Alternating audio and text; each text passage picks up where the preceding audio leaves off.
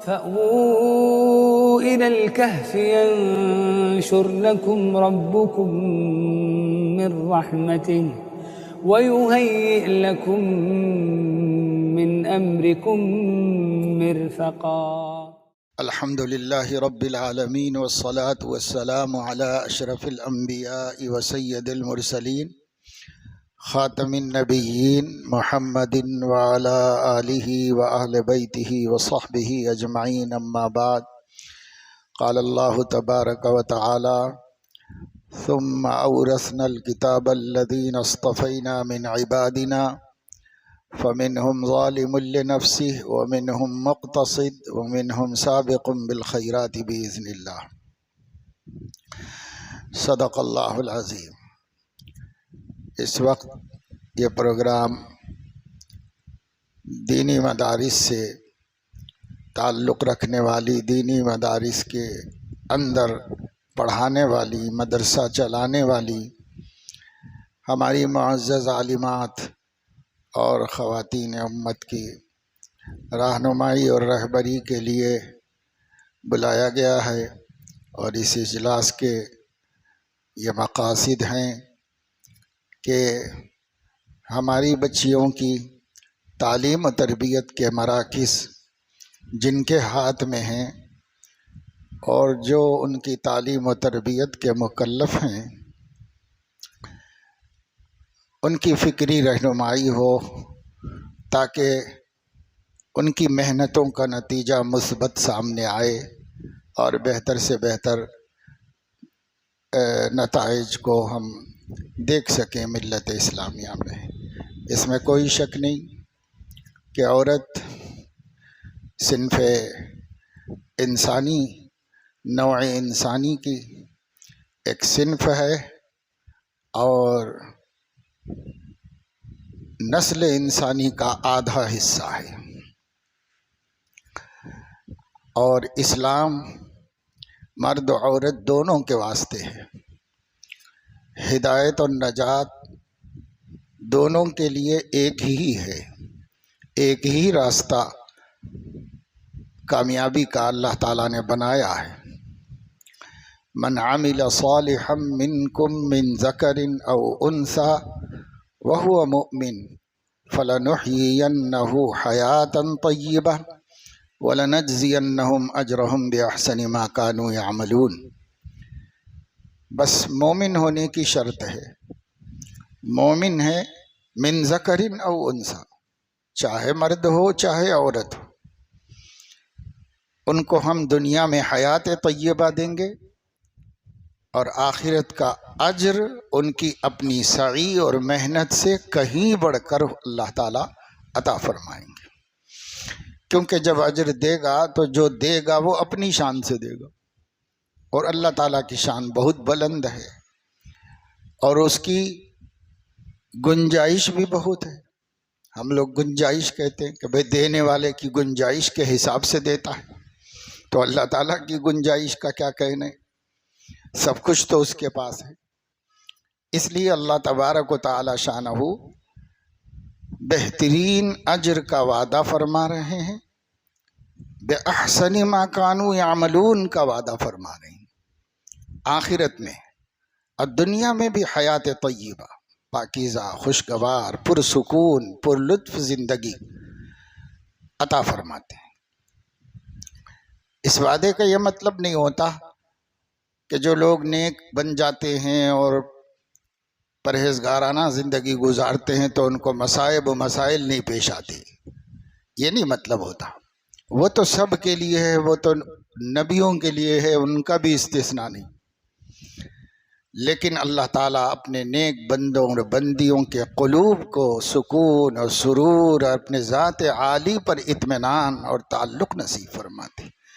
اس چیز کے ملنے کے بعد پھر مصائب و مشکلات اس کے واسطے دلچسپ ہو جاتے ہیں، پریشان کن، حیران کن نہیں ہوتے، دلچسپ ہو جاتے ہیں، مزید اللہ سے لو لگنے کا اور مزید اللہ کی محبت کے بڑھنے کا سبب بن جاتے ہیں۔ وہ کیفیت خاصہ حیات طیبہ ہے جو اللہ تعالیٰ ان کو دیتے ہیں، مرد ہو یا عورت۔ اگر وہ عمل صالحن پر چلے، من عمل صالحا، جو اچھے کام کرے، اعمال صالحہ۔ قرآن مجید میں احسن عمل اور عمل صالح، تو العمل الصالح، العمل الحسن، یہ دو چیز کی دعوت دی گئی اور دونوں ایک ہی مفہوم میں، عمل الصالح، عمل الحسن ایک ہی مفہوم میں ہے۔ کبھی اس طرح کہا گیا ہے، کبھی اس طرح کہا گیا ہے۔ اس کا مفہوم کیا ہے؟ مفسرین کے نزدیک العمل الصالح ہو یا العمل الحسن ہو، اس کا حاصل یہ ہے کہ وہ عمل اپنی ادا کی کیفیت کے اعتبار سے سنت کے سانچے میں ڈھلا ہوا ہو اور اپنے اندر کی کیفیت کے اعتبار سے اخلاص کی حقیقت سے بھرا ہوا ہو، یعنی وہ عمل جس کا ظاہر موافق سنت ہو اور جس کا باطن اخلاص و للہیت سے بھرپور ہو، اس عمل کو العمل الصالح یا العمل الحسن کہا جاتا ہے۔ لنبلوکم ایکم احسن عملا، ساری کی ساری شریعت کی آزمائش، امر و نہی کا امتحان اس لیے ہے کہ ایک دن ہم سب کو بلا کر انہی کو جتائیں گے کہ تم میں سے کس نے سب سے اچھا کام کیا، سب سے اچھا۔ لیبلوکم ایکم احسن عملا۔ ہمارے حضرت شاہ جمال الرحمن صاحب دامت برکاتہم نے ایک دفعہ معتکفین سے خطاب کرتے ہوئے کہا کہ ہر سال اعتکاف کرتے ہیں، ہر سال بھر نماز پڑھتے ہیں، ہمارا کام جاری ہے۔ بہت سے لوگ سوچتے ہیں کہ ہم تو اعمال میں لگے ہوئے ہیں، بہت سے الحمدللہ ایسے مرد بھی ہیں، ایسی عورتیں بھی ہیں جو قابل لحاظ دین پر قائم ہیں اور عام طور سے گناہوں میں مبتلا نہیں۔ تو یہ تو ہم ایک گویا ایک مرحلے پر پہنچ گئے، یا یہ کہ ہم نے اپنا کام پورا کر لیا۔ یہ سمجھنا اس لیے غلط ہے کہ اللہ تعالیٰ نے احسن عملہ کو دکھانا چاہتے ہیں، حسن عمل کی بات نہیں کر رہے اللہ تعالیٰ، احسن عمل کی بات کر رہے ہیں۔ لہذا احسن کی کوئی حد نہیں، آپ قبیح کو حسین بنا دیجئے، حسین کو احسن کتنا بنا سکتے، موت تک جتنا بنا سکتے بنا دیجئے۔ ابھی نماز اچھی ہے اور اچھی ہو سکتی ہے، روزہ اچھا ہے اس سے بھی اچھا ہو سکتا ہے، اخلاق اچھے ہیں، کوئی حد نہیں اور اچھا کرنے کی، اس سے بھی اچھا، اس سے بھی اچھا، اس سے بھی۔ اب کسی منزل پہ پہنچ کر یہ نہ سمجھیں کہ منزل مل گئی، موت تک، کیونکہ اللہ نے احسن عملہ دکھانا چاہے کہ اچھا احسن عمل کس کا ہے، تو سب سے اعلیٰ درجے کا، سب سے اعلیٰ، اور ویسے مخلوق میں سب سے اعلیٰ حضرت محمد صلی اللہ علیہ وسلم کا۔ اب ان کی امت کتنا اعلیٰ بن سکتی ہے، اتنا اعلیٰ بننا ہے۔ تو ایک ہے علم، اللہ تعالیٰ نے اس آیت شریفہ میں بتا دیا، سب ہماری بہنیں، بچیاں اور بزرگ خواتین بھی ہوں گی، اور اصل تو مخاطب وہ لوگ ہیں جو اللہ کی توفیق سے علم دین کی خدمت میں لگی ہوئی ہیں۔ یہ حضرات تو سب محرم کے طور پر آئے ہیں، انہیں کئی دفعے جوڑ لیا گیا ہے، لیکن مخاطب وہ لوگ ہیں جن کے ہاتھ میں یہ میدان ہے، مسلم امہ کی بیٹیوں کو اسلامی تربیت سے آراستہ کرنا، اسلامی علوم سے آراستہ کرنا، اسلامی تربیت سے آراستہ کرنا۔ نسوان مدارس کے مقصد بنیادی یہی ہے کہ مسلم امہ کی بچیاں وہ اسلامی تربیت سے آراستہ ہوں اور اسلامی علوم سے واقف ہوں، جتنا ہو سکے، جس کے مقدر میں جتنا ہے۔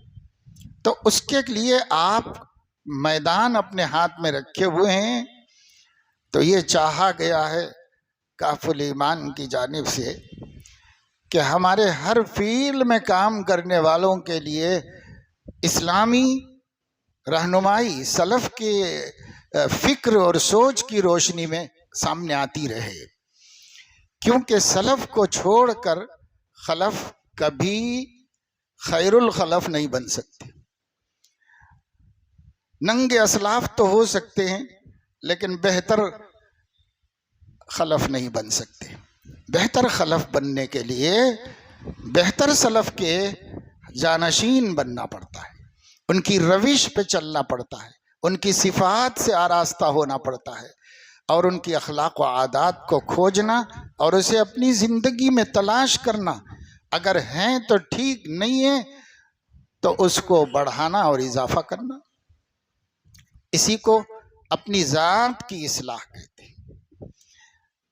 ایک ہے اصلاح مجتمع و معاشرہ، یہ بھی ہر مسلمان کے فرائض میں حسب حیثیت داخل ہے. اور ایک ہے اصلاح شخصیت، اصلاح نفس. اپنے آپ کو، نفس ایک پرسن کو کہتے ہیں، ایک شخص کو کہتے ہیں. اپنے آپ کو، یہ اصلاح نفس ہے. اور ایک اصلاح معاشرہ یا مجتمع ہے، سوسائٹی پوری درست ہو جائے. تو بسا اوقات ہم علم والے لوگ، چاہے علماء ہوں چاہے عالمات، اصلاح مجتمع پر تو نظر رکھے ہوئے ہوتے ہیں لیکن اصلاح نفس کی طرف سے دھیان ہٹ جاتا ہے. اپنی تربیت کی فکر عام طور سے نہیں ہوتی. مردوں میں نہیں نظر آ رہی ہے تو خواتین تو بیچاری. بہرحال اس سلسلے میں اکثریت پیچھے ہے، اور کچھ کو تو نہیں بول سکتے کیونکہ ہر عام سے کچھ خاص مستثنا ہے. بات عمومی کہی جاتی ہے، للاکثر حکم الکل کے قاعدے کے مطابق. تو اکثر خواتین کو اعتنا نہیں ہے، توجہ نہیں ہے، باوجود عالمات ہونے کے، باوجود معلمات ہونے کے، اور باوجود کچھ امت کے افراد کی مربیہ ہونے کے، پھر بھی اصلاح نفس کی فکر نہیں ہے. اصلاح نفس کا ترجمہ ہے اپنی ذات کی اصلاح بمقابل معاشرہ، بمقابل غیر. یعنی ایک ہے اصلاح غیر اور ایک ہے اصلاح نفس. شخصیت، اپنی شخصیت کو درست کرنا، اپنی پرسنالٹی کو خوبصورت بنانا. اب سب کو فکر ہے اس زمانے میں. مرد لوگ تو مختلف چیزیں اختیار کرتے ہیں کہ ہم خوبصورت بن جائیں.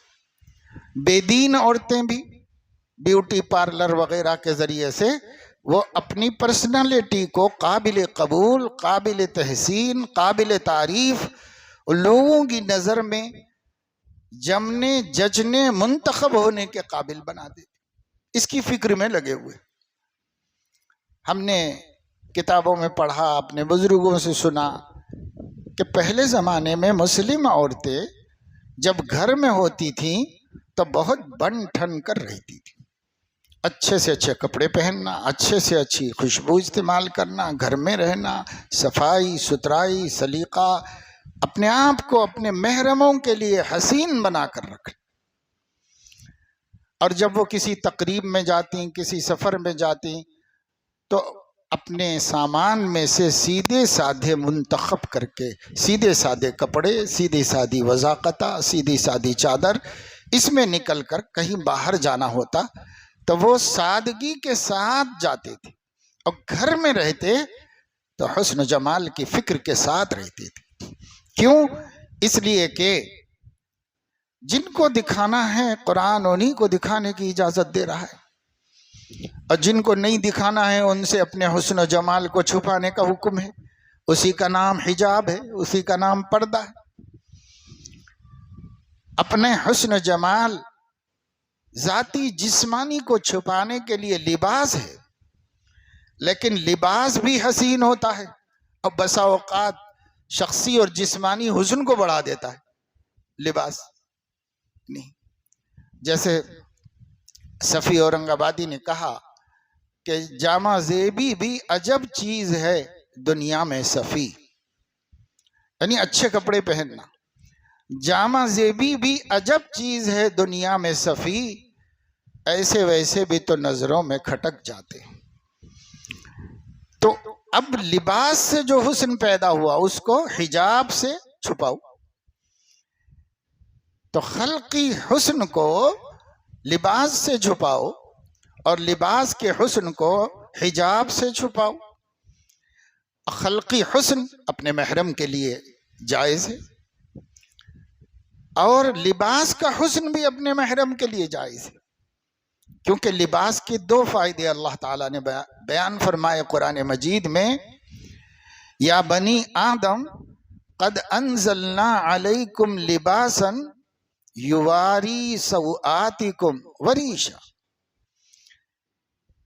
یہ جو لباس کی نعمت ہم نے تم لوگوں کو دی ہے اور اس کا معمور بنایا ہے، اس سے تم کو دو فائدے حاصل ہوتے ہیں. ایک تو قابل شرم حصہ چھپ جاتا ہے اس سے، اور وہ فطرت کا تقاضا ہے، فطرت کا مطالبہ ہے، فطرت کی مانگ ہے، اس لیے اس کو چھپانے کا کام اس سے ہو جاتا ہے.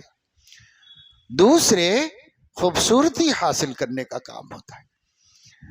وریشا، ریش پر، جیسے ایک پرندہ ہے اس کی ساری خوبصورتی اس کے لباس سے ہے، اور وہ لباس فطری طور پر اللہ نے بنایا ہے اس کے، اور وہ اعضائے مستورہ مستور ہوتے ہیں. ہر جانور کے اللہ چھپا دیتا ہے ایک خاص لباس کے ذریعے سے.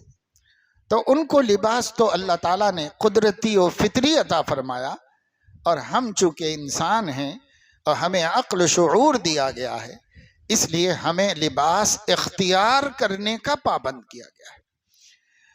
ان کو لباس اختیار کرنے کا پابند نہیں. اب بکری کو لے لو، مرغی کو لے لو، پرندے کو لے لو، چھوٹی سی چھوٹی چڑیا کو لے لو، سمندری مخلوق کو دیکھ لو، فضائی مخلوق کو دیکھ لو. اللہ نے ان کے جسمانی وجود کو اپنے کرم سے حسین لباس میں ملبوس کر رکھا ہے، اور ان کی سوآت کو مستور رکھا ہے. اللہ پاک ہر ایک کے لیے اللہ نے قدرتی انتظام فرما دیا ہے، لیکن وہ اس قدرتی لباس کے پابند ہیں. اس کو دھونے کے لیے واشنگ مشین میں ڈالنے کی ضرورت ہے نہ دھوبی کے پاس. ایک مرتبہ جسم کو جھڑک دیتا ہے پرندہ یا جانور، اب پھر سے وہ دھل کے صاف ہو جاتا ہے. بالکل اس کی تمام گندگی اللہ دور کر کے پھر سے نیا لباس اس کا کر دیتے ہیں. اور اس طرح چل رہا ہے. بعض کے جھڑ جاتے ہیں پھر نئے سے آ جاتے ہیں، پھر سے وہ حسین خوبصورت ہوتا ہے. ہر چیز کو اللہ نے لباس حسن میں ملبوس فرمایا ہے. اللہ رب العزت تمام کائنات کی ایک ایک چیز کو دیکھو، اسے لباس حسن میں ملبوس فرمایا اللہ تعالیٰ نے. اسی طریقے سے تمام مخلوقات کو بھی اللہ تعالیٰ کہ کبھی پرندے کو کہیں شرمندگی نہ ہو، کبھی کسی چوپائے کو کہیں شرمندگی نہ ہو، اللہ نے قدرتی انتظام فرمایا.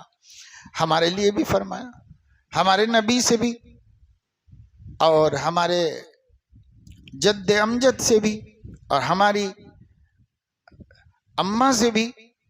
جب جنت میں ایک حکم کی خلاف ورزی ہو گئی تھی تو پہلا اثر نافرمانی کا حجاب سے محرومی کے طور پر سامنے آیا. پہلا اثر اس سے سامنے آیا.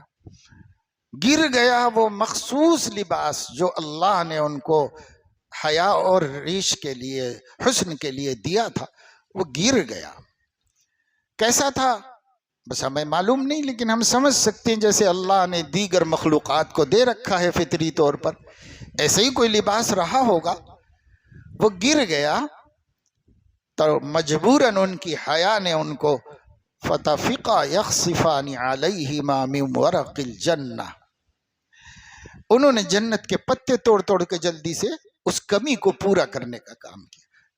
بتایا کہ فطرت میں اللہ نے مرد و عورت کے سوآت کو مخفی رکھنا یہ فطرت میں داخل رکھا ہے.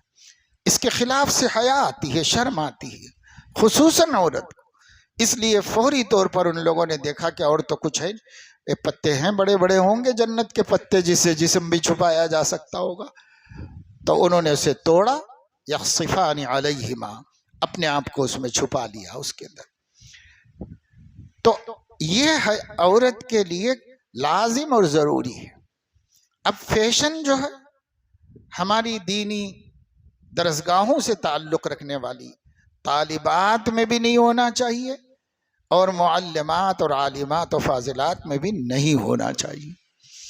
لباس مردوں میں تو خیر مدارس کے اندر ایک مخصوص لباس طے کر کے ایز اے یونیفارم ان کے لیے کمپلسری کر دیا گیا ہے، اور وہ لباس وہ ہے جس کو اقرب الی السنہ کہا جاتا ہے، مسنون نہیں کہا جاتا، اس کو اقرب الی السنہ کہا جاتا ہے، جو ہمارے اکابر و اسلاف نے کتاب و سنت کی روشنی میں اپنے لیے پسند کیا تھا، اس کو ہم نے گویا تمام مدارس میں ایک یونیفارم کے طور پر چلایا ہے۔ تو بہت حد تک لباس کے فیشن سے ذکور کے مدارس محفوظ ہوتے ہیں، لیکن عورتوں کے لیے تو لباس بھی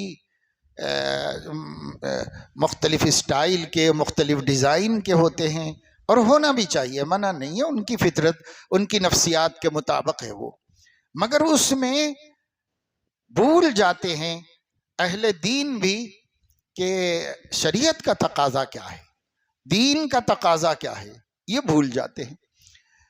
تو دین جو ہے جب وہ مقاصد لباس ہی میں خوبصورتی کو شمار کر لیا ہے تو خوبصورتی، ڈیزائن، اسٹائل، اس میں کوئی تنگی نہیں، لیکن بنیادی طور پر کپڑا گاڑھا ہونا چاہیے جو بشرے جسم کو، جسم کے کلر کو، کھال کے کلر کو باہر نہ دکھا سکے، کپڑا اتنا گاڑھا ہونا چاہیے۔ حضور اکرم صلی اللہ تعالی علیہ وسلم نے ایک دفعہ ان کے پاس کوئی کپڑے کی تھان آئی تھی، ان کے دل میں تھا کہ اپنے ایک عزیز حضرت زبیر رضی اللہ تعالیٰ عنہ کو ہدیہ دیں۔ تو ایک موقع سے ایک چیز آئی، خیال بھی آیا کہ سب ان کو ہدیہ دے دینا چاہیے، ان کو بلا کر حضور علیہ السلام نے ہدیہ دی، یہ تم رکھ لو، لے لو، دے دیا۔ وہ لے کے جا رہے تھے، تھوڑا جانے کے بعد حضور نے واپس بلایا کہ ان کو بلاؤ ذرا، وہ واپس آئے تو فرمایا اگر تم پہنو تو پہن لو، اور اگر تم اپنی اہلیہ کو دینا چاہتے ہو تو اس سے کہہ دو کہ اس میں استر لگا دے، کیونکہ ذرا باریک معلوم ہو رہا ہے۔ اب بتائیے اس زمانے میں ہاتھوں سے بنا ہوا کپڑا، اب اس میں باریک اور موٹا کیا فرق ہوتا ہوگا آج کے مشینوں کے باریک کپڑوں کے مقابلے میں؟ لیکن اللہ کے نبی کو قیامت تک کے لیے تعلیم دینی تھی، اس لیے حضور نے فرمایا تم پہن لو تو مرد کے لیے اتنا بڑا مسئلہ نہیں، یہ کپڑا چل جائے گا۔ یہی کپڑا عورت پہنے تو اس کو بتاؤ کہ ڈبل کر لے، استر لگا لے، اس کو استعمال کرے۔ آج مارکیٹ میں ایسے سوٹ بھی آتے ہیں جس میں استر لگا ہوتا ہے کپڑے کے باریک ہونے کی وجہ سے، ایسے بھی آتے ہیں جس میں لگا ہوا نہیں ہوتا ہے کہ میلیں مسلمانوں کی تو نہیں ہے، سب غیر مسلموں کی میلیں ہیں، ان کو یہ سب کیا معلوم مسئلے مسائل۔ تو مسلمان دکاندار کہتے ہیں کہ بھائی باہر سے خرید لیجئے کپڑا، اس میں نیچے لگانے کے لیے میچنگ سینٹر سے لے لو، اس میں نیچے کپڑا لگانا پڑے گا، باریک ہے۔ لیکن مسلمانوں کا سماج ایسا ہو گیا ہے کہ وہ ایسا کچھ نہیں دیکھتے، بس جو بازار میں ہے وہ استعمال کرتے ہیں، جوان بچیوں کو پہنا دیتے ہیں۔ اب مدرسے کو بھیج رہے، مدرسے میں اسی لباس لے کے آ گئے، تو مدرسے کی ذمہ داری ہے کہ اپنے پاس آنے والی طالبات کے لیے شرعی یونیفارم کو کمپلسری کرے، کرتے بھی ہیں بہت سارے لوگ، لیکن صرف وہ یونیفارم کی حیثیت سے ہوگا تو مدرسے کے حد تک عمل کریں گے، گھر میں نہیں عمل کریں گے اس کے اوپر۔ اس لیے یونیفارم بنا دینا کسی کی تربیت کے لیے کافی نہیں ہے، وہ جبریہ عمل ہے، اور جبر کبھی آدمی کی من قبول نہیں کرتا، جبر کو کسی کا من، کسی کا دل قبول نہیں کرتا۔ اس لیے ہم بہت سے بچوں کو بھی دیکھتے ہیں کہ صاحب مدرسے میں رہنے تک تو بڑے سر سے پیر تک صوفی نظر آتے، اور نکل جانے کے بعد عجیب عجیب فیشنوں میں نظر آتے۔ مدرسے میں مسنون بال ہوتے ہیں، باہر نکلنے کے بعد بالکل اسٹائلسٹ بنے پھر رہے ہیں۔ تو کیا ہوا؟ اتنے برس رہ کر بھی ان کے دل نے قبول نہیں کیا تھا اس سنت کو، اس لیے جب جبر ختم ہوا تو سنت بھی ختم ہو گئی۔ اس لیے یہ جو ہم تربیت کی بات کرتے ہیں وہ اس اعتبار سے کہ آپ جو چیز بھی ان کو دین کے نام پر سکھائیں ایسے طریقے سے سکھائیں کہ ان کے اندر ان کا من قبول کر لے، دل قبول کر لے، اور یہ اسی وقت کرے گا جب حضرت محمد صلی اللہ علیہ وسلم کی نسبت سے ہم اس کو پیش کریں گے، جب ہم اللہ رسول کی رضا اور خوشنودی کی نسبت سے پیش کریں گے تبھی وہ ان کے دل اس کو قبول کریں گے۔ تو ایک ہے اپنا نظم بنانا، اور ایک ہے اس نظم کے دین ہونے کے حوالے سے دلوں میں اس کی عظمت کا پیدا کرنا۔ تو معلمات کو اور ناظمات اور بانیات اور سب کی ذمہ داری ہے کہ آپ اپنے بچوں کے لیے مدرسے کا ایک اسلامک ڈسپلن جو بنائے ہوئے ہیں، یہ ڈسپلن ایز اے ڈسپلن کبھی ان کے اندر باقی نہیں رہے گا جب تک کہ آپ علم کی روشنی میں تربیت کے راستے سے اس کا عظیم ہونا ان کے دل میں نہیں اتاریں گے کہ یہ کلچر بہت اچھا ہے، یہ سب سے بڑھیا والا کلچر ہے، اور یہ ہم مسلمان کو حاصل کرنا چاہیے، یہ ہونا چاہیے۔ تو دیکھیے حضور نے کیسی رہنمائی فرما دی۔ اس رہنمائی سے پتہ چلا کہ بعض لباس مردوں کے لیے تو وہ کپڑا درست ہو سکتا ہے، عورت کے لیے اس میں ترمیم کی ضرورت ہے، اس میں ترمیم کر کے استعمال کرے۔ ایسے ہی اب ریڈی میڈ کا دور ہے، باہر بازاروں میں جو ملا کپڑے لا کے بیٹیوں کو پہنا رہے ہیں، اور یہ سمجھ رہے ہیں اب چھوٹی بچیاں ہیں چلے گا، لیکن ایسا ہمیں عالمات کو نہیں سوچنا چاہیے، مدرسے والوں کو ایسا نہیں سوچنا چاہیے، اس لیے کہ آپ اسوہ ہیں، نمونہ ہیں۔ دوسرے جاہل عورتیں اپنی بچیوں کے حوالے سے آپ کے ہاں آتے جاتے ہیں تو آپ کی زندگی کی ہر چیز کو اتھارٹی مان کر، دین مان کر اپنے لیے پسند کر لیتے، قبول کر لیتے۔ ہمارے گھر میں کوئی ایسی چیز نہیں ہونی چاہیے جو دوسروں کی بے دینی کا سبب بنے۔ کیوں؟ یا نساء النبی لستن کاحد من النساء، ایک مفسر نے فرمایا ہے کہ جب نبی کی عورتیں نہیں رہیں تو یہ آیت کا کیا فائدہ ہے؟ یہ آیت تو نساء النبی کو خطاب کر رہی، ازواج مطہرات سے تخاطب ہے۔ جب یہ نہیں ہیں دنیا میں، 50 سال کے بعد صدیقہ عائشہ کا بھی وصال ہو گیا، تو کون نبی کی بیوی ہے؟ اور یہ آیت کس کو مخاطب کرتی ہے؟ تو فرمایا کہ نبی تو نہیں ہیں لیکن وارثین انبیاء موجود ہے۔ یہ آیت علماء کی عورتوں کو خطاب کرتی ہے۔ لستن کاحد من النساء، تم عام عورتوں کی طرح نہ ہو، ان اتقیتن فلا تخضعن بالقول فیطمع الذی فی قلبہ مرض وقل۔ یہ ایک نقصان بتا دیا بیچ میں۔ نقصان یہ ہے گفتگو میں نرمی، لچک اور جاذبیت پیدا نہیں کرنا چاہیے۔ کیوں؟ اس واسطے کہ اگر ایسا کرو گی تو یطمع الذی فی قلبہ مرض۔ اقلن قولا معروفا وقرن فی بیوتکن وغیرہ وغیرہ، اسی میں ولا تبرجن تبرج الجاہلیت الاولی۔ تو یہ سب چیزیں جیسے نبی کی بیویوں کو کہا گیا، ہر زمانے میں وارثین دین کو کہا جائے گا، وارثین انبیاء کی عورتوں سے کہا جائے گا۔ اور آپ لوگ تو خود عالمہ ہو کر خود ہی وارث ہو، وارث کی بیویاں نہیں، وارث کی بیٹیاں بہو نہیں، خود ہی وارث ہو نبی کی۔ علماء انبیاء کے وارث ہیں تو علماء مذکر ہونے کی وجہ سے صرف مرد ہی ہوں گے کیا؟ نہیں، علماء میں عالمات خود بخود داخل ہیں، وہ خود بخود شامل ہیں، وہ بھی وارث ہیں نبی کی۔ جب وراثت ان کے پاس آئے تو یہ وارث، ان کے پاس آئے تو یہ وارث۔ کسی کے والد کا انتقال ہو گیا، ترکہ اور میراث چھوڑ کے گئے تو ان کی بیٹیاں بھی تو وارث ہیں، ان کے بیٹے بھی وارث ہیں، اور نبی کا ورثہ علم ہے تو امت کی عورتیں بھی وارث ہیں، امت کے مرد بھی وارث ہیں۔ اس لیے علم آپ کے پاس ہے، آپ عالمہ ہیں، آپ دین پڑھا رہی ہو، حدیث پڑھا رہی ہو، فقہ پڑھا رہی ہو، اور ماشاءاللہ بہت سی معلمات کی علمی صلاحیت بھی بہت زیادہ ہے۔ بعض مردوں کے فہم درس سے بھی زیادہ فہم رکھنے والی معلمات بھی موجود ہیں، تجربے ایسے ہوئے ہیں، بہت قابل صلاحیت والی، وہ تو اللہ نے جس کو جو عطا فرمایا، جتنا عطا فرمایا۔ مگر اگر ہمارے پاس ہماری خود کی زندگی میں فیشن کا کچھ اثر ہوگا، وقت کے جو فیشن چل رہے ہیں، جو لباس کے انداز چل رہے ہیں، اس میں ہم دین سے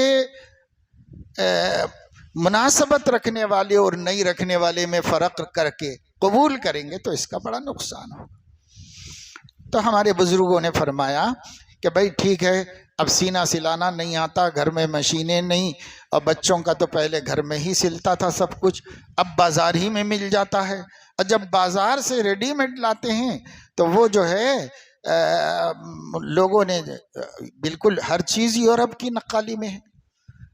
اسلام کو کون ملحوظ رکھا ہے بناتے وقت میں؟ کس فیکٹری میں، کس فرم میں اسلام ملحوظ ہے؟ کہیں بھی نہیں ہے۔ تب وہ لباس مجبوری بھی ہے، اور پھر کریں تو کیا کریں، تو ویسے ہی پہنا دے رہے، ایسا نہیں ہونا چاہیے۔ تو ہمارے بزرگوں نے فرمایا اس کو لا لو، لا کے اس فراق کو مسلمان بناؤ، اس سوٹ کو مسلمان بناؤ۔ یعنی اسلام کیا چاہتا ہے؟ کپڑا گاڑھا ہونا چاہیے، ساتر ہونا چاہیے، عورت کے گٹوں تک ہونا چاہیے، ٹخنوں کے نیچے تک ہونا چاہیے، ڈھیلا ڈھالا ہونا چاہیے۔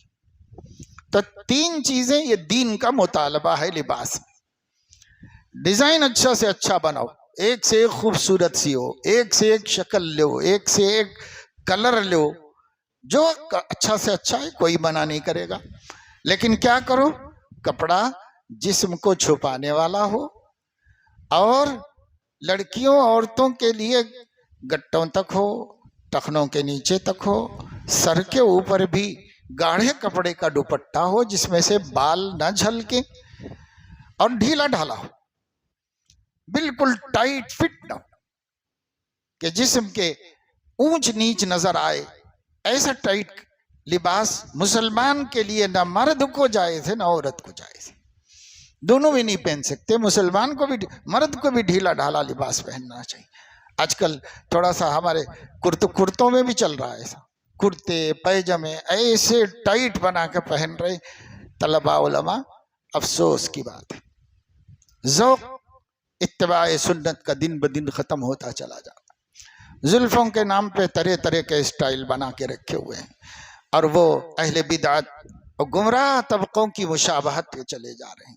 نام اس کا زلفہ، نبی بھی رکھتے تھے نا اتنے لمبے، تو ایسا نبی کو منسوب کرنا اپنی نفسانی خواہشات کو، یہ بہت بڑی جرات و گستاخی کی بات ہے۔ ضمیر سے پوچھو، صرف فیشن کے لیے کر رہے ہیں آپ کو کیا اتباع سنت ہے؟ بڑی بڑی سنتیں چھوڑ کے یہی ایک سنت پہ کیوں پڑے ہوئے آپ؟ یہ سب اس میں فرق ہوتا ہے، سمجھنا پڑتا ہے کہ ہم کسی اچھے کام کو بھی اپنے نفس کے لیے کر رہے ہیں یا اللہ کی رضا کے لیے کر رہے ہیں، اس کا فرق کرنا پڑتا ہے۔ تو بہنوں سے، بچیوں سے گزارش یہی ہے کہ اپنی شخصیت کو 100% متبع سنت بنانے کی کوشش کرو، وضاقتہ میں، حجاب میں، اور اپنے لباس میں، اور اس سے آگے بڑھ کر اپنے اخلاق میں، کیونکہ اخلاق خود ایک لباس ہے انسان کو۔ وَلِبَاسُ التَّقْوَى ذَلِكَ خَيْرٌ، یہ تقوی کا لباس، تقوی ہر جگہ ہوتا ہے، اخلاق میں بھی ہوتا ہے۔ ہمارے اخلاق کیسے ہوں، ہماری زبان سے کسی کو تکلیف نہ پہنچے، ہمارے طرز عمل سے کسی کا دل دکھی نہ ہو۔ ہم اس طریقے سے، اگر آپ بڑے ہیں تو آپ کے چھوٹوں کی دلداری ملحوظ رکھ کر کام لیجئے، اگر آپ چھوٹے ہیں تو اپنے بڑوں کی خوشنودی ملحوظ رکھ کر کام کیجئے۔ ہر جگہ دو طرفہ معاملہ ہوتا ہے، مجتمع میں جہاں بھی کچھ لوگ مل کے جیتے ہیں وہاں دو طرفہ معاملہ ہے، ایک کا دوسرے سے چھوٹے کا بڑے سے، بڑے کا چھوٹے کا ساتھی سے ایک دوسرے سے برابر تعلق ہوتا ہے. اور جب دو افراد ایک دوسرے سے جڑتے ہیں تو ایک دوسرے کے حقوق وابستہ ہو جاتے ہیں، حقوق وابستہ ہو جاتے ہیں. دو چیزیں اسلام میں بہت بولی جاتی ہیں، آپ لوگ بھی پڑھاتی ہو، فرائض حقوق. فرائض حقوق، اسلام اسی کے اطراف گھومتا ہے نا، سارا دین فرائض اور حقوق. فرائض کیا ہیں؟ وہ جو ہمارے ذمے ہے، اور حقوق وہ جو دوسرے کا حق ہمارے اوپر ہے. یہ دو چیزیں کرتے رہو، اپنی ذمہ داریاں پوری کرتے رہو اور دوسروں کے حقوق ادا کرتے رہو. اپنے فرائض ادا کرتے رہو، دوسروں کے حقوق ادا کرتے رہو. اسی کا نام ہے عمل صالح، اسی کا نام ہے العمل الحسن، اسی کا نام. اور اس میں کمال پیدا کرنا، حسن سے احسنیت کی طرف جانا ہے. حسنیت سے احسنیت کی طرف سفر، کب تک؟ موت تک. ہو سکتا ہے مرنے سے پہلے بھی ایک چانس مل جائے کہ یہ عمل اس سے اور اچھا ہو جائے. ہمارے حضرت قاری امیر حسن صاحب رحمہ اللہ فرمایا کرتے تھے کہ میں نے کتابوں میں پڑھا ہے، پہلے زمانے میں بعض اللہ والوں نے صرف نماز سیکھنے میں 20 سال لگائی. 20 سال میں کیا نماز آئی بھئی؟ بچے کو ہم 3 دن مکتب میں سکھا دیں گے نماز، 2 رکعت ایسی پڑھی جاتی، 3 دن میں سکھا دیں گے بچے کو مکتب میں. ان کو 20 سال کائے کے لیے لگے. تو وہ اچھے سے اچھی، اچھی سے اچھی، اچھی سے اچھی، کوئی حد نہیں، بڑھتے چلے جاؤ، بڑھتے چلے جاؤ. اقرا ورتقی، پڑھو اور بڑھو، پڑھو اور بڑھو، بڑھتے چلے جاؤ، بڑھتے. تو احسنیت کی کوئی حد نہیں. کوئی بھی باعمل ہونے پر اگر قناعت کر لے گا تو پھر وہ محروم رہے گا اور نقصان میں چلا جائے گا. خسارہ ہی خسارہ ہے. کتنا ہی اچھا عمل ہوگا اس کو اور اچھا بنانا اللہ کا مطالبہ ہے، قرآن کا تقاضا ہے، اور اچھا بنانا. تو کام ختم نہیں ہوگا میری بہنوں بچیوں، کام کبھی ختم نہیں ہوگا. تم چاہے کتنے نیک بن جاؤ، نیک بننے کا عمل ختم نہیں ہوگا، جاری رہے گا، موت تک جاری رہے گا. اور شکر کریں کہ اگر جاری حالت میں موت آ جائے تو اللہ کمال کو ہمارے لیے مقدر فرما دے گا، چاہے ہم نہ پہنچ سکے. با کمال لوگوں میں اللہ اٹھا لے گا. اور اگر ہم اس فکر میں نہیں ہیں، کہیں قناعت کر کے بیٹھ گئے کہ ماشاءاللہ ہم کیا نہیں کر رہے، کیا ہم نماز نہیں پڑھ رہے، ہم کیا پردے دار نہیں ہیں، ہم کیا قرآن نہیں پڑھتے ہیں، ہم کو کیا دین نہیں معلوم، ہم نے کیا علم نہیں حاصل کیا، ہم کو کیا بیان کرنا نہیں آتا، ہم کو درس قرآن دینا آتا ہے، ہم کو بچوں کو پڑھانا آتا ہے، اب کیا کمی ہے میرے اندر؟ اگر کمی نظر نہیں آ رہی ہے تو یہ سب سے بڑی محرومی، سب سے بڑی محرومی. ایک بہت بڑے عالم دین تھے، قریب زمانے میں گزرے ہیں، پڑوس کے ملک بنگلہ دیش میں رہتے تھے، بنگالی ہی تھے، وہیں کے رہنے والے تھے. حافظ جی حضور ڈھاکہ کے نام سے مشہور تھے. عالم دین تھے لیکن حافظ جی کے نام سے مشہور تھے. بہت بڑی عمر ان کو پائی تھی، انہوں نے بڑی عمر اللہ نے ان کو دی تھی، 100 برس سے بھی زائد. حضرت مولانا ابرار الحق صاحب رحمہ اللہ ہم لوگوں کی نظر میں بڑے بزرگ، سب سے بڑے بزرگ تھے، لیکن حافظ جی حضور ان سے خطاب کرتے تو کہتے تھے ابرار میاں، ابرار میاں کہہ کر خطاب کرتے تھے. تب ہم سوچتے تھے کہ بھئی ہمارے بڑے سے بھی بڑے ہیں. تو حضرت بڑے آدمی تھے. 4 مرتبہ دور حدیث کیا انہوں نے. ایک مرتبہ اپنے علاقے میں ڈھاکے میں ہی کر لیا، پھر امینیہ میں کیا، پھر سہارنپور میں کیا، پھر حضرت کشمیری کی تلمس کے خاطر دارالعلوم دیوبند میں بھی کیا. 4 مرتبہ دور حدیث کیا. اور اس زمانے کے ماحول میں طلبہ فارغ ہوتے ہوتے صلحہ بھی ہوتی تھی. اتنا کچھ تربیت وغیرہ کے مسائل تھے ہی نہیں، وہ ماحول ہی ایسا تھا کہ اس میں تربیت ہو جاتی تھی. لیکن اس کے باوجود جب حضرت کشمیری نے کہا کہ بچوں کچھ وقت نکال کر کسی اللہ والے کی جوتیاں بھی سیدھی کر لو، اتنا وقت پڑھنے میں لگایا ہے، کچھ اندر بھی پاؤ، اس کے لیے بھی کرو. اور یوں فرمایا کہ حروف اور نقوش کا نام علم نہیں ہے، انوار نبوت کا نام علم ہے. وہ جب تک اہل اللہ کی جوتیاں سیدھی نہیں کرو گے نہیں نصیب ہوں گے۔ تو ان کے بھی دل میں بات بیٹھ گئی، انہوں نے ادھر ادھر دیکھا تو بہت زیادہ تابندہ روشن جو خانقاہ تھی وہ خانقاہ امدادیہ تھانہ بھون، تو پہنچ گئے حضرت کے پاس۔ حضرت کو انہوں نے بتایا آنے کی وجہ، جگہ بتا دی گئی، اور بھی سالکین رہا کرتے تھے خانقاہ میں، حجرے بنے ہوئے تھے، ان کو ایک جگہ بتا دی، یہاں قیام کر لو اور ایک کاپی لو اور اپنے احوال لکھ کر کے دیتے رہو، اور جیسے ترتیب ہے اس ترتیب پہ اپنی تربیت کی فکر کرو۔ اب وہ نیک آدمی تھے، عالم دین تھے، بڑے بڑے اکابر علماء کی صحبت یافتہ تھے، تقویٰ تھا، تدین تھا، سب کچھ تھا ان کے، ماشاءاللہ۔ نماز تو کیا، تہجد بھی نہیں چھوڑتے تھے اس زمانے میں وہ، اور نوافل کے پابند تھے، ذکر کے پابند تھے، سب ظاہر باطن مجلہ مصفح ہی تھا۔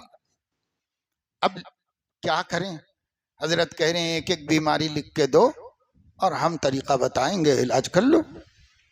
سوچا سوچا سوچا، کچھ سمجھ میں آیا نہیں، تو انہوں نے یہی لکھا حضرت کو کہ حضرت کافی غور و فکر کرتا ہوں تو ابھی تک ایسی کوئی بات نظر میں نہیں آئی جو قابل اصلاح معلوم ہوتی ہو، ایسی کوئی میری نظر میں نہیں آ رہی، کیونکہ بھائی تھا بھی ویسے ہی ماحول، ویسے ہی لوگ تھے وہ، ہم اپنے پہ قیاس نہ کریں، ہم تو دیکھیں تو سر سے پیر تک 20 چیزیں تو نظر میں ہی نظر آ جائیں گی اچانک۔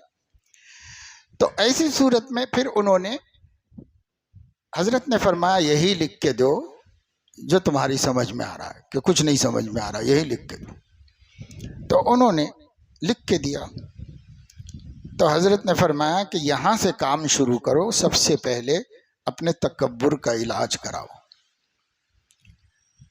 تو انہوں نے اس کے جواب میں لکھا کہ حضرت تکبر کی کوئی وجہ بھی سمجھ میں نہیں آتی، اور میں غور کرتا ہوں تو میرے اندر یہ کوئی ایسی کیفیت جو احادیث میں بتائی گئی ہیں ایسی کوئی تعریف نظر بھی نہیں آتی۔ تو پھر حضرت نے اس کے جواب میں لکھا کہ کسی مصلح کے تشخیص کے باوجود تسلیم نہ کرنا یہی تو تکبر ہے، یہ لکھ دیا حضرت نے ان کو۔ تو انہوں نے پھر اگلا خط لکھا کہ حضرت میں تکبر کا مریض ہوں، اس کی اصلاح کے لیے کوئی نسخہ بتا دیجئے، کیونکہ مخلص تھے، گئے ہی تھے ایک اچھی نیت سے، ارادے سے۔ تو حضرت نے ان کو جواب میں لکھا کہ روزانہ فجر کی نماز کے بعد صف اول میں نماز پڑھ کے نماز کے بعد کھڑے ہو کر اعلان کرو کہ بھائیوں میں تکبر کا مریض ہو، میرے لیے دعا فرما دیجیے۔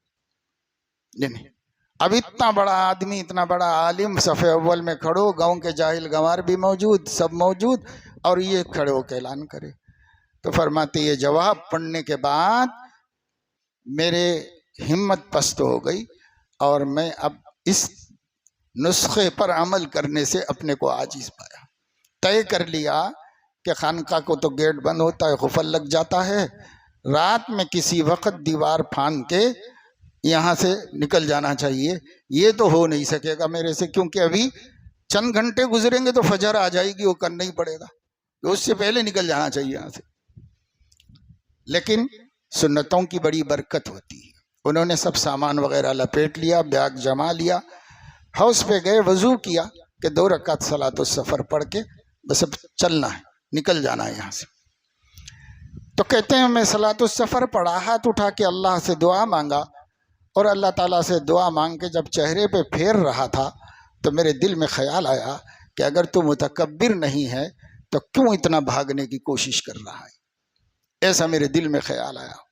اور پھر میں طے کر لیا کہ نہیں، یہ من جانب اللہ رہنمائی ہے، مجھے اس مرض کو دور کر کے ہی جانا ہے یہاں سے۔ اور ٹھہر گئے، پھر بستر بچھا لیا، سو گئے۔ اذان ہوئی، مسجد میں گئے اور کھڑے ہو کے اعلان کیا۔ انہوں نے خود لکھا ہے اپنے قلم سے یہ واقعہ کہ اس دن جو اللہ نے دل میں سے اپنے کچھ ہونے کا احساس نکالا، آج تک زندگی میں کبھی نہیں سمجھ میں آیا کہ میں کسی اور سے بہتر ہوں، کبھی میرے دل میں نہیں آیا۔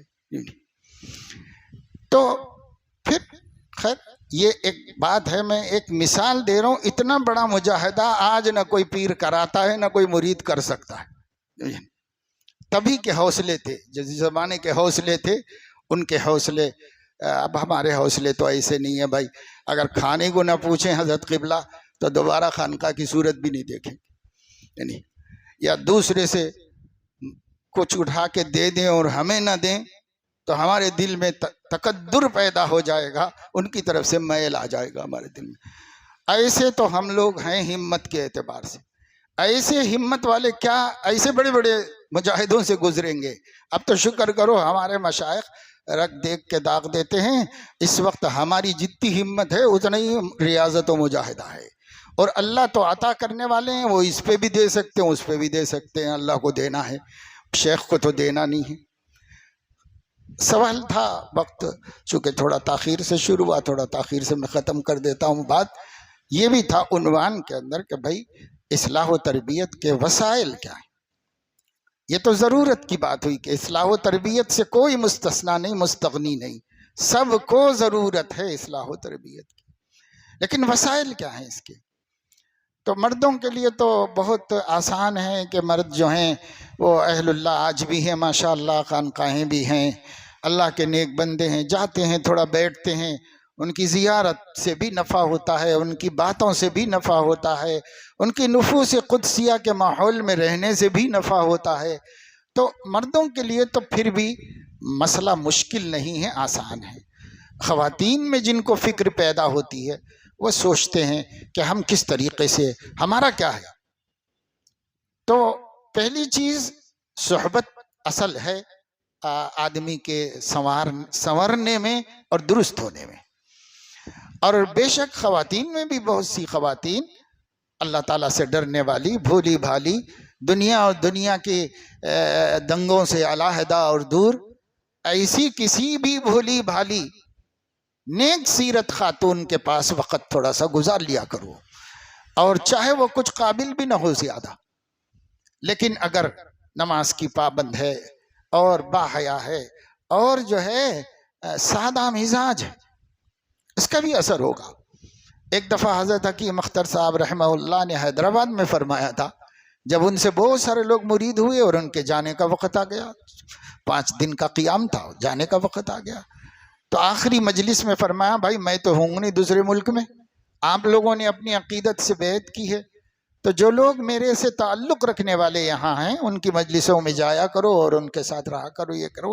اس کے بعد فرمایا اگر ایسا کوئی نہ ملے تو آپ اپنے محلے کی مسجد کے امام صاحب کے ساتھ روزانہ تھوڑی دیر بیٹھا کرو، اور اگر امام صاحب بھی وقت نہ دیں تو مسجد کے مؤذن کے ساتھ چاہے وہ کتنا ہی گنوار کیوں نہ ہو، صرف یہ سوچ کر کے کہ یہ خدا کا منادی ہے، خاص نسبت رکھتا ہے اللہ سے، لہذا اس کے پاس تھوڑی دیر بیٹھ جایا کرو، کیونکہ دینے والے ان میں سے کوئی بھی نہیں ہے، دینے والا اللہ تعالیٰ ہے۔ اگر تمہاری طلب صادق ہے اور تمہاری تدبیر اور تمہاری نیت اچھی ہے تو اللہ انہی کے ذریعے سے دے دے گا، انہی کے ذریعے سے اللہ عطا فرما دے گا۔ ایک آدمی جو ہے بہروپیہ تھا، تو اس نے کسی بزرگ کی بنا لی کیفیت پیسہ جمع کرنے کے لیے، کوئی اللہ والا بن کے بیٹھ گیا، ایک قافلہ گزر رہا تھا، اس نے دیکھا یہاں کوئی اللہ والے ہیں پہاڑی پر، تو جا کے ملے تو ان کو بیعت ہو گئے، متاثر ہو گئے، ان کی صحبت میں رہنے کی درخواست کی، انہوں نے کہا رہو، اب انہوں نے جو ہے کچھ ذکر اذکار اشغال بتا دیے، پہلے تو سب کو ہی معلوم رہتی تھی اس لیے اس نے بتا دیے، وہ تو تھا بہروپیہ چور لٹیرا، لیکن اس نے ان کو بتا دیا اچھا ٹھیک ہے بے رہو صحبت میں کرو، کیونکہ وہ جو ناٹک کرنا چاہ رہا تھا وہ مریدین بھی چاہیے تھے اس کو، تو اس میں لگا دیا۔ اب یہ مریدین طالبین صادقین سچا ولی اللہ سمجھ کر، خدا رسیدہ سمجھ کر آئے تھے، تو انہوں نے تربیت کی۔ اب وہ لگے رہے ذکر و شغل، نماز کی پابندی، اللہ اللہ تلاوت، اسی میں لگے رہے، مراقبہ محاسبہ وہ بتاتا رہتا تھا، یہ کرتے رہتے تھے، تو ہوتے ہوتے ان کی روحانیت عروج پر پہنچ۔ تو ان لوگوں نے ایک دن خیال کیا کہ اللہ تعالیٰ نے بڑے بڑے مقامات کی سیر کرا دی ہے، ہمارے حضرت قبلہ کا مقام کیا ہوگا؟ تو مراقبہ میں تلاش کرنا چاہیے قبلہ کا مقام۔ تو وہاں قبلہ تھا نا، کعبہ تھا، انہوں نے مراقبوں میں بڑی بڑی سیر کی، بڑے اونچے اونچے مقامات تک پہنچ گئے قرب خداوندی کے، کہیں بھی دیکھتے تو کسی کی روح نظر نہ آتی، کوئی نظر نہ آتا ان لوگوں کو۔ تو بھی عقیدت ایسی چیز ہے کہ ان لوگوں نے اپنا اپنا رزلٹ بتانے کے بعد یہ کہا ہمارے حضرت اتنے بلند مقام پر ہے کہ ہم لوگ پہنچ ہی نہیں سکتے وہاں تک، تب بھی بدگمان نہیں ہوئے۔ اور جب جا کے بیٹھ کے کہا حضرت ہم سے گستاخی ہو گئی، ہم آپ کا مقام ڈھونڈنے چلے گئے، آپ کا مقام تو اتنا بڑا ہے کہ کوئی پہنچ ہی نہیں سکتا وہاں تک، تو ہم اس گستاخی پر آپ سے معذرت چاہتے ہیں۔ لیکن جب اس بات کو اس نے سنا تو آخری مومن تھا، اس کے ایمان کی چنگاری وہ بھڑک گئی، اور اس کے دل میں خیال آیا میں کیا ہوں، لوگ کیا سمجھ رہے ہیں مجھے؟ وہ خود کو تو جانتا تھا، یہ لوگ نہیں جانتے تھے۔ تب ایک دم اس کا دل بھر آیا، اس کی آنکھوں سے آنسو نکلنے لگے اور وہ رونے لگا، اس کی ہچکیاں بن گئی، اس کا رونا دیکھ کر یہ لوگ رونے لگے، ان کے رونے سے درختوں اور پہاڑ کی چٹانوں سے رونے کی آواز آنے لگی، سب لوگ غمزدہ ہو گئے۔ اور اس کے بعد اس نے کہا بھائی تم لوگ مجھے معاف کرو کہ تم تو اللہ والے ہو اور میں تو ایک چور ڈکیت بہروپیہ ناٹک باز ہوں، اور میں یہ سب ناٹک بنا رہا تھا، اب تم لوگ مجھے توبہ کراؤ اور تم ہی لوگ میرے لیے دعا کرو کہ اللہ مجھے ضائع نہ کر دے۔ تو کیا ہمیشہ شیخ سے مرید کی تربیت ہوتی اور کام بنتا ہے؟ کبھی مریدین شیخ کے مغفرت کا وسیلہ بن جاتے ہیں اور اس کی ہدایت کا سبب بن جاتے ہیں، یہ اللہ کا نظام ہے۔ تو نہیں ملتے نہیں ہیں، عورتیں کہاں جانا، عورتیں کہاں جانا، عورتیں کہاں جانا، سب اپنا کیا بیکار کی بات ہے۔ آپ کو جو اپنے سے نیک نظر آ رہا ہے اس خاتون کے ساتھ دوستی کرو، اس کے ساتھ تھوڑا وقت لگاؤ، کوئی تو ہوگی اتنی بندیوں میں جو اس کو ہم کہیں کہ یہ مجھ سے زیادہ نیک ہے، یہ مجھ سے زیادہ اللہ سے تعلق رکھنے والی کوئی تو ملے گی، کسی کے ساتھ رہو۔ اس صحبت کی تاثیر سے ہمارے اندر بھی تعلق مع اللہ پیدا ہوگا۔ دوسری چیز حضرت حکیم الامت نے فرمایا اہل اللہ کے ملفوظات کا مطالعہ، یہ قائم مقام ہے صحبت شیخ کے۔ تو چونکہ مستورات کے لیے یہ مسئلہ واقعی اس زمانے میں بہت مشکل بھی ہے، تو وہ یہی کریں کہ اللہ والوں کے ملفوظات پڑھیں۔ ملفوظات پڑھیں اس کا مطلب یہ نہیں ہے کہ قرآن نہ پڑھیں، تو قرآن تو اللہ کا کلام ہے، وہ تو پڑھنا ہی پڑھنا ہے اور سمجھنا بھی ہے، اس کے لیے بھی ٹائم رکھو۔ اور احادیث تو پڑھا ہی نہیں مدرسے کے اندر، لیکن کچھ اہل اللہ کے ملفوظات پڑھو، اس کا کیا اثر ہے؟ کہ لوگ کہتے ہیں اس کی کیا ضرورت ہے؟ ضرورت ہے، اس لیے ہے کہ ایک تو اہل اللہ کے ملفوظات کتاب و سنت سے باہر سے نہیں آتے، ان کی باتیں سب کتاب و سنت کا حاصل نچوڑ اور عطر ہوتا ہے، خلاصہ ہوتا ہے، اس لیے اس میں بڑی تاثیر ہے۔ ایک مثال میں آپ کو دیتا ہوں کہ حضرت حکیم الامت رحمت اللہ علیہ نے بہشتی زیور میں 7ویں حصے میں ایک عنوان قائم کیا، ہر مسلمان کو رات دن اس طرح رہنا چاہیے، اور اس میں 40 باتیں نقل کی نمبر وار، مردوں عورتوں سب کے کام کے لیے جامع باتیں سے 40 نقل کی۔ بہشتی زیور میں ہے، وہ الگ سے چارٹ بنا کے بھی چھاپتے ہیں بعض لوگ، لیکن وہ اصلاً بہشتی زیور کا ایک چیپٹر ہے، اس کے اندر یہ 40 باتیں۔ تو ہم بچوں کو ایک عرصے سے یاد کراتے ہیں وہ 40 باتیں، کیونکہ بڑی اچھے کام کی باتیں ہیں، لیکن یہی سمجھتے رہے کہ بزرگوں کے ملفوظات۔ پھر جب مجھے خیال ہوا کہ یہ تو بچوں کو پڑھا دیتے ہیں، ہم بھی بچپن میں رٹے اور سمجھ میں آتے آتے عمر نکل گئی، اس لیے کیوں نہ ایسا ہو کہ اس کی تھوڑی وضاحت بھی ہو اور یہ باتیں استاد بچوں کو سمجھائے بھی رٹائے بھی، تو بڑا فائدہ ہوگا، نفع ہوگا۔ ایک عرصے سے تمنا تھی، بھی چند برس پہلے اللہ نے توفیق دی، لاک ڈاؤن میں تو بیٹھ کے ہم نے ایک نمبر کو کتاب و سنت کی روشنی میں صراحت کرنے کی کوشش کی، تو وہ ایک ایسا کتابچہ بن گیا کہ ان کا ہر نمبر وہ عنوان ہو گیا اور اس کے نیچے کچھ آیات و احادیث اس کے اندر آ گئی۔ جب یہ کام میں کر رہا تھا تب سمجھ رہا تھا کہ اللہ اکبر، اللہ والوں کا ایک ملفوظ سینکڑوں آیات و احادیث کا خلاصہ کے طور پر پیش کیا، ایسے ایک ملفوظ میں اتنا ذخیرہ مل گیا ہم کو کہ کتاب ضخیم ہو جائیں گی، اس لیے بہت چھوڑ دینا پڑا، چھوڑ کر کے مختصر کر دینا پڑا اس کو، اتنا ذخیرہ۔ اب وہ سارا علم سینے میں رکھ کر سامنے والے کی مصلحت سے مختصر لفظوں میں بول دیا، تو جوامع الکلم یہ نبی کی کرامت ہے، کلام کی جامعیت نبی کا معجزہ ہے، ان کے امت کے ولیوں کی کرامت ہے، اس لیے معجزہ بشکل کرامت ان کی امت کے اولیاء میں موجود ہے۔ اس لیے ملفوظات کو پڑھنا چاہیے۔ جن کو عقیدت نہیں وہ کچھ بھی بولیں گے، لیکن جو آپ تو پڑھیں۔ ہماری بہنیں، ہماری بچیاں، معلمات، عالمات جو بھی یہاں آئی ہیں، زیادہ تر میں انہی سے مخاطب ہوں، ان سے کہہ رہا ہوں کہ آپ اہل اللہ کے ملفوظات کو پڑھو۔ آپ صاحب علم بھی تو ہو، اس لیے زیادہ مشکل بھی نہیں پیش آئے گی پڑھنے کے سلسلے میں، آسانی سے پڑھو گے، سمجھو گے۔ اور جو نہیں سمجھ میں آیا، اپنے بچے عالم ہیں تو ان سے سمجھ لو، یا اپنے کسی بھی محرم کے ذریعے علماء سے معلوم کر لو، اور جو سمجھ میں آیا سمجھ لو۔ آخری بات وہ یہ ہے کہ اگر اس وقت کے مرشدین جو امت کی ماشاءاللہ سے بڑی اچھی تربیت اور کتاب و سنت کی روشنی میں راہ خدا دکھانے کا کام کر رہے ہیں، ان سے استفادہ کرنا چاہیں تو عورتیں ان سے بھی استفادہ کر سکتی ہیں، ایک شرط کے ساتھ۔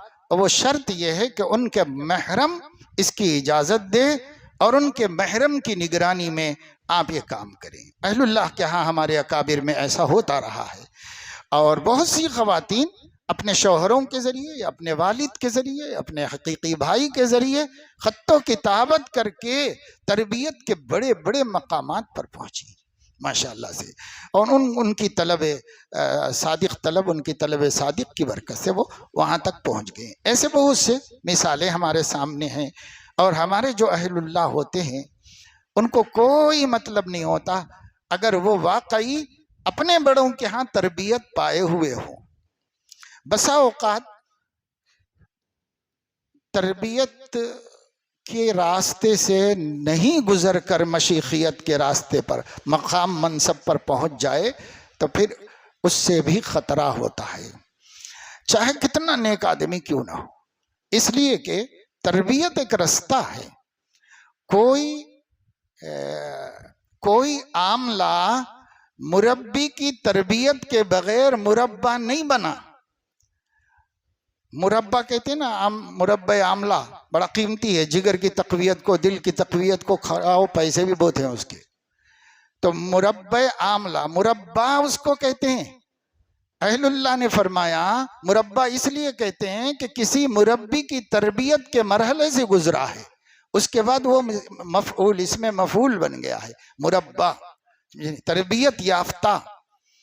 اس لیے آج کل بہت سے لوگ مسند مشیخیت پر سرفراز ہیں، میں کسی کی برائی تو نہیں کرتا اور نہ شخصی طور پر ہر کسی سے واقف ہوں میں، لیکن تجربہ یہ بتا رہا ہے، حالات اور احوال جو سامنے آ رہے ہیں وہ یہ بتا رہے ہیں کہ جو مربی کی زیر نگرانی تربیت پائے بغیر کسی منصب پر پہنچا ہوا ہے، وہ نافع ہونے کے بجائے مضر ثابت ہو رہا ہے، اس لیے کہ خود نہیں گزرا ہے تو وہ کیسے دوسروں کو گزروائے گا؟